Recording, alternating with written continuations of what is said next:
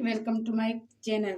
तो आपके लिए मैं आलू की कतलियाँ चटपटे आलू की रेसिपी लेकर आई हूँ, जो फौरन से 3 मिनट में मैं बनाऊंगी। तो चारों आलू को मैंने कतलियों की शक्ल में काट लिया है।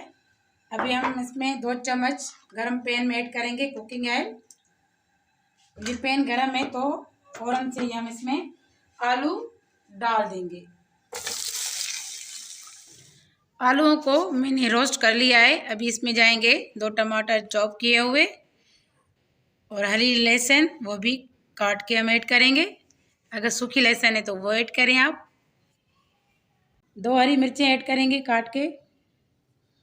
तो मेथी सूखी ½ टी स्पून, तो ½ टेबल स्पून सूखा धनिया, ½ टेबल स्पून जीरा पाउडर,